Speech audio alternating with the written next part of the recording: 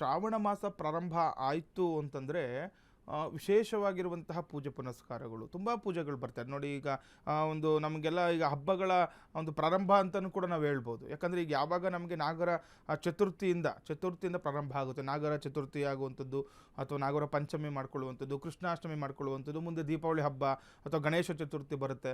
ಇದೆಲ್ಲ ಒಂದರಿಂದ ಒಂದು ಹಬ್ಬ ಹರಿದಿನಗಳ ಒಂದು ಸಡಗರ ಸಂಭ್ರಮ ನಮ್ಮಲ್ಲಿ ಇನ್ನು ಮುಂದಿನ ದಿನಗಳಲ್ಲಿ ನಾವು ನೋಡ್ಬೋದು. ಇಷ್ಟು ದಿನ ಆಷಾಢ ಮಾಸದಲ್ಲಿ ಕೆಲವೊಂದು ಬರೀ ವ್ರತಾನುಗಳನ್ನು ಅಥವಾ ಅನುಷ್ಠಾನಗಳನ್ನು ಮಾಡ್ಕೊಳ್ತಾ ಇರ್ತಾರೆ, ದೈವಾರಾಧನೆಗಳು ನಡೀತಾ ಇರುತ್ತೆ. ಕೆಲವರು ಶುಭ ಕಾರ್ಯಗಳು ಮಾಡ್ಕೊಂಡ್ರು, ಇನ್ನು ಕೆಲವರು ಮದುವೆ ಇತ್ಯಾದಿ ಕೆಲವು ಮಾಡ್ಕೊಂಡಿರ್ತಾರೆ. ಇನ್ನು ಕೆಲವರು ಏನು ಈ ಗೃಹ ಪ್ರವೇಶ, ಭೂಮಿ ಪೂಜೆಗಳನ್ನು ಕೆಲವರು ಮಾಡ್ಕೊಂಡಿರೋದಿಲ್ಲ. ಆದರೆ ನೋಡಿ, ಈಗ ಶ್ರಾವಣ ಮಾಸ ಪ್ರಾರಂಭ ಆಯಿತು ಅಂದರೆ ಎಲ್ಲರಿಗೂ ಕೂಡ ಒಂಥರ ಈಗ ರಾಜಯೋಗ ಸಿಕ್ಕಂಗೆ ನಿಮಗೆಲ್ಲ ಈಗ ರಾಜಯೋಗದ ದಿನಗಳನ್ನು ನಾವು ನೋಡ್ಬೋದಲ್ವಾ.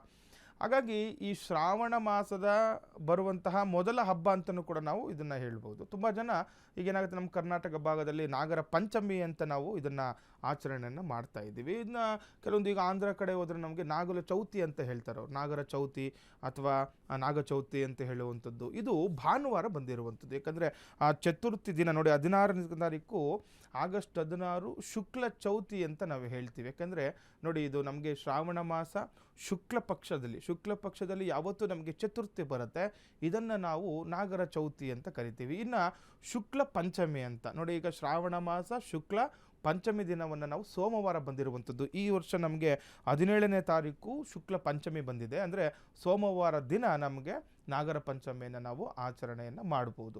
ನೋಡಿ, ಇದರ ಮಹತ್ವವೇನು, ಏನು ಹಿನ್ನೆಲೆ ಕೆಲವರು ತಿಳ್ಕೊಳ್ಳಿ. ಯಾಕೆಂದರೆ ನಾಗರಿಗೂ ನಮಗೂ ಕೂಡ ತುಂಬ ಒಂದು ವಿಶೇಷವಾಗಿರುವಂತಹ ಒಂದು, ಯಾಕೆಂದರೆ ನೋಡ್ಬೋದು ನಮ್ಮ ಪುರಾಣಗಳಲ್ಲಿ ಎಷ್ಟೋ ಉಲ್ಲೇಖಗಳಾಗಿರುವಂಥದ್ದು, ಅಥವಾ ನಾವು ದೇವರ ಸ್ವರೂಪವಾಗಿ ನಾಗರನ್ನು ನಾವು ಆಚರಣೆ ಮಾಡುವಂಥದ್ದಿದೆ. ಯಾಕೆಂದರೆ ಎಷ್ಟೋ ಅವಿನಾಭಾವ ಸಂಬಂಧ ಅಂತ ಹೇಳ್ತಾರೆ. ಯಾಕೆಂದರೆ ನೋಡಿ, ನಾವು ನಮ್ಮ ಪೂಜಿಸುವಂಥ ದೇವರುಗಳಲ್ಲಿ ನೋಡ್ಬೋದು, ಒಂದು ಗಣೇಶನ ಹೊಟ್ಟೆಯಲ್ಲಿ ನಾವು ನೋಡ್ಬೋದು, ಅದ್ರ ಜೊತೆ ಈಗ ಶಿವನ ಕೊರಳಲ್ಲಿ ಕೂಡ ನೋಡುವಂಥದ್ದು, ಅದ್ರ ಜೊತೆ ವಿಷ್ಣುವಿನ ನೋಡಿ, ವಿಷ್ಣು ಶೇಷಶಯನನಾಗಿ ಆ ಒಂದು ನಾಗರ ಮೇಲೇ ಮಲ್ಕೊಂಡಿರುವಂಥದ್ದು. ಯಾಕೆಂದರೆ ಇದೆಲ್ಲ ಕೂಡ ಅಷ್ಟು ನಾವು ಅದನ್ನು ಪೂಜನೀಯ ಭಾವದವಾಗಿ ನಾವು ಹಿಂದಿನಿಂದನೂ ಕೂಡ ನಾವು ಏಕೆ ನಮ್ಮ ಪುರಾಣಗಳಲ್ಲಿ ಕೂಡ ಇದು ಉಲ್ಲೇಖ ಆಗಿರುವಂಥದ್ದು, ನಾಗರಿಗೆ ಎಷ್ಟು ಮಹತ್ವವಿದೆ ಅಂತ.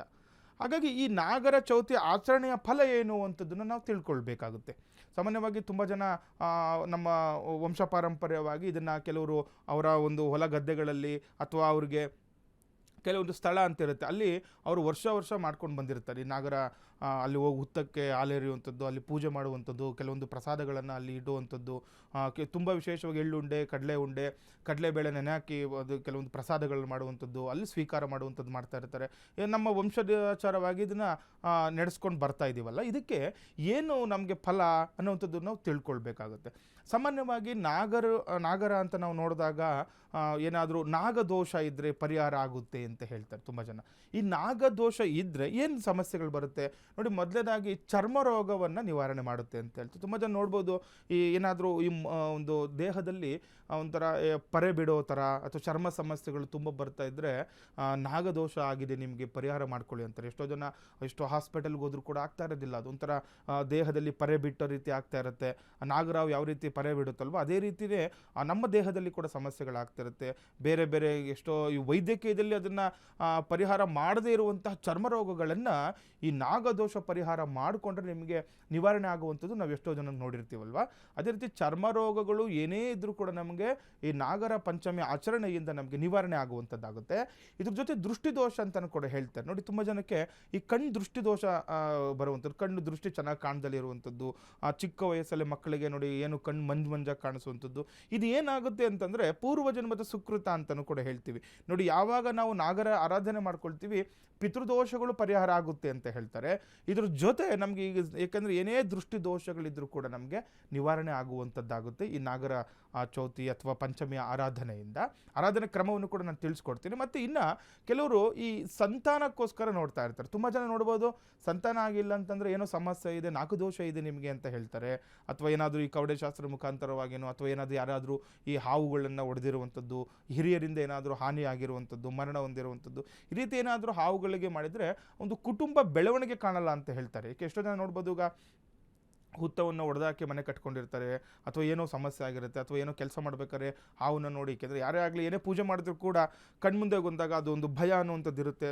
ಗೊತ್ತಿಲ್ಲದೇನೋ ನಮ್ಮ ಹಿರಿಯರು ಅದನ್ನು ಅವರೇ ಪೂಜೆ ಮಾಡ್ತಾರೆ. ಆದರೂ ಆ ಸಮಯ ಬಂದಾಗ ಕೆಲವೊಂದು ಹಾನಿ ಉಂಟು ಮಾಡಿರುವಂಥದ್ದು ಅಥವಾ ಏನೋ ಸಾಯಿಸಿರುವಂಥದ್ದು, ಹೊಡೆದಾಕಿರುವಂಥದ್ದು ಏನಾದರೂ ಆಗಿದ್ರೆ ಅದು ಸಮಸ್ಯೆ ಅಂತ. ಅದಕ್ಕೋಸ್ಕರ ಎಷ್ಟೋ ಜನ ಪರಿಹಾರ ಮಾಡ್ಕೊಂಡಿರ್ತೀರ. ಪರಿಹಾರ ಆದರೂ ಕೂಡ ವರ್ಷ ಇದನ್ನು ನಾವು ವಂಶ ಪಾರಂಪರ್ಯವಾಗಿ ಅದಕ್ಕೋಸ್ಕರನೇ ಮಾಡ್ಕೊಳ್ತಾ ಬರಬೇಕು. ನೋಡಿ, ಈಗ ನೀವು ನೋಡ್ಬೋದು, ಈ ಹೊಲ ಗದ್ದೆಗಳಲ್ಲಿ ಏನು ಮಾಡ್ತಾರೆ, ಅಲ್ಲಿ ಒಂದು ಹತ್ರ ಜಾಗದಲ್ಲಿ ಒಂದು ಹುತ್ತ ಇರುತ್ತೆ, ಅದಕ್ಕೆ ಪೂಜೆ ಮಾಡ್ಕೊಂಡು ಬರ್ತಾರೆ. ಯಾಕಂದರೆ ಆ ಒಂದು ನಾಗ ಸಂಚಾರ ಇರುವ ಕ್ಷೇತ್ರ ಅಂತ ಹೇಳ್ತಾರೆ, ಅದು ನಮ್ಮನ್ನು ಕಾಪಾಡುತ್ತೆ ಅಂತ ಹೇಳ್ತಾರೆ, ಅದರಿಂದ ಎಷ್ಟೋ ಅನುಕೂಲಗಳಾಗುತ್ತೆ ಅಂತ ಹೇಳ್ತಾರೆ, ಬೆಳೆ ಚೆನ್ನಾಗುತ್ತೆ ಅಂತ ಹೇಳ್ತಾ ಇರ್ತಾರೆ. ಇದೆಲ್ಲ ನೋಡಿ, ಹಿರಿಯರು ಅಥವಾ ನಮ್ಮ ಹಳ್ಳಿ ಕಡೆ ಹೋದರೆ ಇದ್ರ ಬಗ್ಗೆ ತುಂಬ ಕಾಳಜಿ ವಹಿಸಿ ಪೂಜೆಯನ್ನು ಮಾಡ್ಕೊಳ್ತಾರೆ. ಸಡಗರ ಸಂಭ್ರಮ. ಇವತ್ತು ಆ ಹಬ್ಬದಿನ ಯಾರು ಕೂಡ ಹೊಲ ಉಳುಮೆ ಮಾಡುವಂಥದ್ದು ಅಥವಾ ಭೂಮಿ ಅಗಿಯುವಂಥ ಕೆಲಸ ಯಾರು ಕೂಡ ಮಾಡೋದಿಲ್ಲ. ಗೊತ್ತಿದ್ದವ್ರು ಯಾರು ಮಾಡೋದಿಲ್ಲ, ಗೊತ್ತಿಲ್ಲದವರು ಕೆಲವರು ಈಗೆಲ್ಲ ಕಾಲ ಬದಲಾವಣೆ JCB ಕೆಲಸಗಳು ಮಾಡಿಸ್ತಾ ಇರ್ತಾರೆ.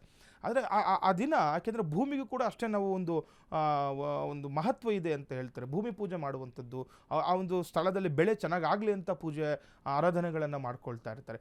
ಹಾಗಾಗಿ ಈ ರೀತಿಯ ಜೊತೆಯಲ್ಲಿ ಸೌಭಾಗ್ಯ, ಸಂತಾನ, ಸಂಪತ್ತನ್ನು ಅಭಿವೃದ್ಧಿ ಮಾಡುವಂಥದ್ದು ಈ ನಾಗದೇವರ ಆರಾಧನೆಯಿಂದ ಅನುಕೂಲಗಳನ್ನು ನಮಗೆ ಪಡ್ಕೊಳ್ಬೋದು ಅಂತ. ಹಾಗಾಗಿ ನೋಡಿ, ಯಾರೆಲ್ಲ ಈಗ ಸಂತಾನಕ್ಕೋಸ್ಕರ ನೋಡ್ತಾ ಇದ್ದೀರಾ, ನೀವು ಮಾಡ್ಕೊಳ್ಬೋದು. ಅಥವಾ ದೃಷ್ಟಿದೋಷದಿಂದ ಇದ್ದೀರಾ, ನೀವು ಕೂಡ ನೋಡ್ಕೊಳ್ಬೋದು. ಅಥವಾ ಏನಾದರೂ ಚರ್ಮ ರೋಗಗಳಿದ್ರೂ ಕೂಡ ಈ ಒಂದು ನಾಗರ ಪಂಚಮಿ, ನಾಗರ ಚೌತಿಯನ್ನು ಆರಾಧನೆ ಮಾಡ್ಕೊಳ್ಳೋದ್ರಿಂದ ಅನೇಕ ಫಲಗಳನ್ನು ನೀವು ಪಡ್ಕೊಳ್ಬೋದು. ಇದ್ರ ಜೊತೆ ಸಂಪತ್ತು ಸಮೃದ್ಧಿ ಆಗುತ್ತೆ, ಮನೆ ಅಭಿವೃದ್ಧಿ ಆಗುವಂಥದ್ದಾಗುತ್ತೆ. ನೋಡಿ, ಏನು ಪೂಜೆ ಮಾಡ್ಕೊಳ್ಬೋದು ಅಂತ. ಸಾಮಾನ್ಯವಾಗಿ ತುಂಬ ಜನ ಪ್ರಾತಃ ಕಾಲದಲ್ಲಿಂದನೂ ಕೂಡ ಒಂದು ಉಪವಾಸ ಇದ್ದು ಪೂಜೆ ಮಾಡ್ಕೊಳ್ತಾರೆ. ಬ್ರಾಹ್ಮಿ ಮುಹೂರ್ತದಲ್ಲಿ ಕೂಡ ಮಾಡ್ಕೊಳ್ಬೋದು. ಏನು ಪೂಜೆ ಮಾಡ್ತೀರಾ, ನಿಮ್ಮ ವಂಶ ಆಚರಣೆ ಪ್ರಕಾರವಾಗಿ ಏನೆಲ್ಲ ಮಾಡ್ತಾ ಇದ್ರು ಹಿಂದೆ ನಿಮ್ಮ ಹಿರಿಯರು, ನಿಮ್ಮ ತಂದೆ ತಾಯಿಗಳು, ಆ ರೀತಿ ಸಾಮಾನ್ಯವಾಗಿ ಮಾಮೂಲಿ ನೀವು ಮನೇಲಿ ಅಥವಾ ಹೊರಗಡೆ ಎಲ್ಲಿ ನಿಮಗೆ ಒಂದು ಹುತ್ತ ಇರುತ್ತೆ ಅಲ್ಲಿ ಹೋಗಿ ಪೂಜೆ ಮಾಡ್ಕೊಳ್ಳಿ. ಅಥವಾ ಏನಾದರೂ ಇಲ್ಲ ಗುರುಗಳೇ, ನಾವು ಇವಾಗ ಮಾಡಬೇಕು ಅಂದ್ಕೊಂಡಿದ್ದೀವಿ, ಹೊಸದಾಗಿ ಮಾಡ್ತಾ ಇದ್ದೀವಿ, ನಮ್ಮ ಹಿಂದಿನವರು ಮಾಡ್ತಾ ಇರಲಿಲ್ಲ, ಇದನ್ನು ಮಾಡಬಹುದು ಅಂತ. ಏಕೆಂದರೆ ಕೆಲವರು ಈ ಗರುಡನ ಆರಾಧನೆ ಮಾಡುವವರು ನಾಗರ ಪಂಚಮಿ ಮಾಡೋದಿಲ್ಲ. ತುಂಬ ಜನ ಹೇಳ್ತಿರಲಿಲ್ಲಪ್ಪ, ನಾವು ಯಾವತ್ತೂ ಮಾಡಿಲ್ಲ, ನಮ್ಗೆ ಗೊತ್ತಿಲ್ಲ ಅದು ಅಂತ. ನೋಡಿ, ನಿಮ್ಮಲ್ಲಿ ಆಚರಣೆ ಇಲ್ಲ ಅಂತಂದರೆ ಮಾಡುವಂಥ ಅವಶ್ಯಕತೆ ಏನಿಲ್ಲ. ಕೆಲವರು ಈ ಗರುಡನ ಆರಾಧನೆ ಮಾಡುವವರು ಇವಾಗಲೂ ಕೂಡ ನಾಗರನ್ನ ಆರಾಧನೆ ಮಾಡ್ತಾ ಇಲ್ಲ. ಅದೇನೋ ಅವರಲ್ಲಿ ಬಿಟ್ಟಿದ್ದು ಕೆಲವೊಂದು ಸಂಪ್ರದಾಯಗಳನ್ನ ನಾವು ಪಾಲನೆ ಮಾಡ್ಕೊಂಡೇ ಬರಬೇಕಾಗುತ್ತೆ. ಇನ್ನು ಕೆಲವರು ಇಲ್ಲ ಗುರುಗಳೇ, ನನಗೆ ಆಸೆ ಇದೆ, ನಮ್ಗೆ ಇಷ್ಟ ಇದೆ, ಪೂಜೆ ಮಾಡಬೇಕು ಅಂತ ನಮ್ಮ ಮನಸ್ಸಿಗೆ ಬಂದಿದೆ, ನಾವು ಪ್ರಾರಂಭ ಮಾಡಬೇಕು ಅಂದ್ಕೊಂಡಿದ್ದೀವಿ ಅಂತಂದರೆ 100% ನೀವು ಮಾಡ್ಬೋದು. ಈ ವರ್ಷದಿಂದನೇ ಮಾಡ್ಕೊಳ್ಳಿ. ಯಾಕಂದರೆ ಇಲ್ಲಿ ಬೆಂಗಳೂರಲ್ಲಿ ಕೂಡ ನಾವು ನೋಡ್ಬೋದು, ಎಲ್ಲೇ ಹೋದರೂ ಕೂಡ ನಿಮಗೆ ದೇವಸ್ಥಾನಗಳ ಅಕ್ಕಪಕ್ಕದಲ್ಲಿ ನಿಮಗೆ ನಾಗರ ಕಟ್ಟೆಗಳನ್ನು ಇಟ್ಟಿರ್ತಾರೆ. ಅಲ್ಲಿ ವಿಶೇಷವಾಗಿ ಅವಕಾಶಗಳನ್ನು ಕೊಟ್ಟಿರ್ತಾರೆ, ನಿಮ್ಗೆ ಪೂಜೆ ಮಾಡಲಿಕ್ಕೆ, ಹಾಲೆರಿಲಿಕ್ಕೆ ಅವಕಾಶಗಳನ್ನು ಕೊಟ್ಟಿರ್ತಾರೆ. ಹಾಗಾಗಿ ಒಂದು ಸಂಕಲ್ಪವನ್ನು ಮಾಡ್ಕೊಳ್ತಾ ನಿಮಗೆ ಆದಷ್ಟು ಪ್ರಸಾದಕ್ಕೆ, ನಿಮಗೆಲ್ಲ ಗೊತ್ತಾಗುತ್ತೆ ಈಗ ಏನೋ ಕಡಲೆಬೇಳೆ ನೆನೆಸಿ ಪೂಜೆ ಮಾಡೋ ಅದಕ್ಕೆ ಪ್ರಸಾದ ತಗೊಂಡು ಹೋಗುವಂಥದ್ದು, ಅಥವಾ ಈ ಉಂಡೆಗಳನ್ನು, ಅಕ್ಕಿ ಹಿಟ್ಟಿನ ಉಂಡೆಗಳನ್ನು ಮಾಡುವಂಥದ್ದು, ಅಥವಾ ಎಳ್ಳು ಉಂಡೆಗಳನ್ನು ಮಾಡುವಂಥದ್ದು, ಈ ರೀತಿ ಕಡಲೆ ಹಿಟ್ಟಿನಿಂದ ಕೆಲವೊಂದು ಉಂಡೆಗಳನ್ನು ಮಾಡಿ ಅದು ನೈವೇದ್ಯವಾಗಿ ಇಡ್ತಾರೆ ತಗೊಂಡೋಗಿ. ಆ ರೀತಿ ಮಾಡುವಂಥದ್ದು. ಎಲ್ಲಿ ನಿಮಗೆ ಕೆಲವರು 2 ನಾಗರ ಕಲ್ಲು ಇರುವಂಥದ್ದು ಇರುತ್ತೆ, 3 ಇಟ್ಟಿರ್ತಾರೆ ಒಂದೊಂದು ಕಡೆ. ಆ ಥರ ಇರುವಂತಹ ನಾಗರಿಗೆ ನೀವು ಪೂಜೆಗಳನ್ನು ಮಾಡುವಂಥದ್ದು, ಅಥವಾ ಹಣ್ಣು ಹಂಪಲುಗಳನ್ನ ಇಡುವಂಥ. ತುಂಬ ಜನ ನೋಡಿ, ಹಣ್ಣು ಚಿಕ್ಕದಾಗಿ ಅದು ಪ್ರಸಾದ ರೂಪವಾಗಿ ಚಿಕ್ಕದಾಗಿ ಕಟ್ ಮಾಡಿ ಎಲ್ಲ ಥರದ ಹಣ್ಣುಗಳನ್ನು ಇಟ್ಟು ಒಂದು ಬಾಳೆ ಎಲೆಯಲ್ಲಿ ಇಟ್ಟು ಅದಕ್ಕೆ ನೈವೇದ್ಯವನ್ನು ಮಾಡ್ತಾ ಇರ್ತಾರೆ. ಇನ್ನು ಹಾಲನ್ನು ನೈವೇದ್ಯ ಮಾಡುವಂಥದ್ದು, ಹಾಲಿಂದ ಅಭಿಷೇಕವನ್ನು ಮಾಡ್ಕೊಳ್ಳುವಂಥದ್ದು ಮಾಡಿ ಅಲ್ಲಿ ಪ್ರದಕ್ಷಿಣೆ ಒಂದು 11 ಪ್ರದಕ್ಷಿಣೆ 21 ಪ್ರದಕ್ಷಿಣೆಯನ್ನು ಮಾಡ್ಕೊಳ್ತಾ ಏನು ಸಂಕಲ್ಪ ಇದೆ, ಏನು ಅಂದ್ಕೊಂಡಿದ್ದೀರಾ ಅದನ್ನು ನೀವು ಅಲ್ಲಿ ಭಗವಂತನ ಹತ್ರ ಒಂದು ನಿಮ್ಮ ಗೋತ್ರ, ನಕ್ಷತ್ರ, ಹೆಸರುಗಳನ್ನು ಹೇಳ್ಕೊಳ್ತಾ ಒಂದು ಪ್ರಾರ್ಥನೆ ಮಾಡಬೇಕು. ಏನಾದರೂ ಸಂಪತ್ತು ಅಥವಾ ಏನಾದರೂ ರೋಗ ಬಾಧೆ ಇದ್ದರೆ, ಯಾಕೆಂದರೆ ಚರ್ಮರೋಗ ಅಷ್ಟೇ ಅಲ್ಲ, ಯಾವುದೇ ರೀತಿ ರೋಗ ಬಾಧೆ ಇದ್ರೂ ಕೂಡ ನಿಮಗೆ ನಿವಾರಣೆ ಆಗುವಂಥದ್ದಾಗುತ್ತೆ ಇದರಿಂದ. ಅದ್ರ ಜೊತೆ ಈ ಕುಜದೋಷ ಪರಿಹಾರ ಆಗುತ್ತೆ ಅಂತ ಹೇಳ್ತಾರೆ. ತುಂಬ ಜನ ವಿವಾಹ ಆಗ್ತಾ ಇರೋದಿಲ್ಲ. ಯಾಕೆ ವಿವಾಹ ಆಗ್ತಿಲ್ಲ ಅಂದರೆ, ಇಲ್ಲ ನಿಮ್ಮ ಜಾತಕದಲ್ಲಿ ಕುಜದೋಷ ಇದೆ ಅಂತ ಹೇಳ್ತಾ ಇರ್ತಾರೆ.